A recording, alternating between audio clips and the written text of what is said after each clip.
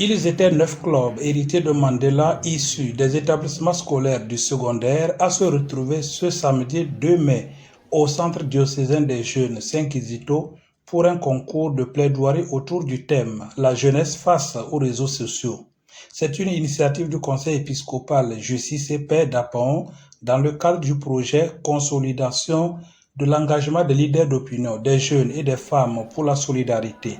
L'objectif d'un tel concours est d'amener les jeunes à une utilisation plus responsable des différents réseaux sociaux.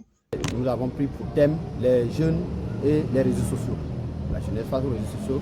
Aujourd'hui, c'est un thème qui est brûlant et nous avons vraiment choisi ce thème pour aider les étudiants et les élèves à mieux utiliser les réseaux sociaux. Notre objectif, c'était de montrer aux élèves l'utilisation responsable. Comment utiliser les réseaux sociaux pour qu'au lieu que ça les détruise, mais que ça les aide plutôt à se développer et à être responsables, des citoyens responsables pour notre nation. Les différents clubs se sont rivalisés d'ingéniosité, de créativité et d'inventivité pour faire ressortir le double aspect positif.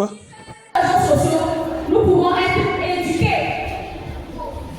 On peut connaître beaucoup de choses à travers les réseaux sociaux. On peut suivre des cours en ligne, regarder des vidéos explicatives et poser des questions, avoir des réponses immédiates à nos questions. Nous ne voulons pas que c'est très important dans la vie des jeunes, surtout les apprenants. Donc, on peut toutefois dire que les réseaux sociaux nous permettent d'apprendre autrement et de compléter les connaissances acquises en classe. Et négatif de l'utilisation des réseaux sociaux et inviter leurs camarades et la population à une utilisation plus judicieuse des réseaux. Qui peut influencer négativement les opinions et les comportements. Prenons pour exemple décembre 2025. Un jeune homme ghanéen a fait diffuser sur les réseaux sociaux que ce sera la fin du monde.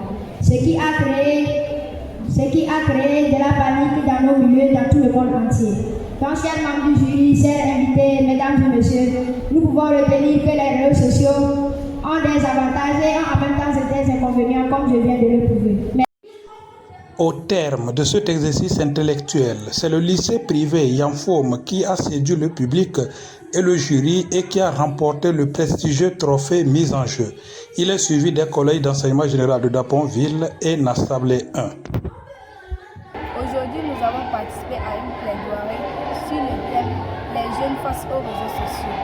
Nous avons tout fait et à la fin, nous avons remporté la victoire étant premiers. Nos efforts n'ont pas été vains car nous sommes heureux d'avoir remporté cette victoire pour notre établissement.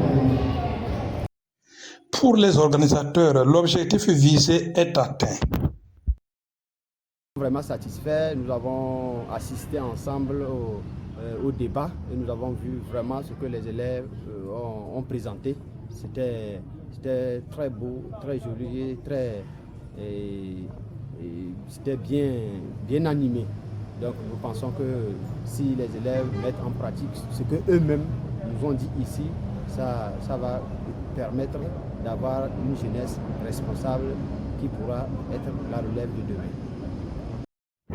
Dans le cadre de ce projet, d'autres activités de sensibilisation sont prévues, dont un marathon.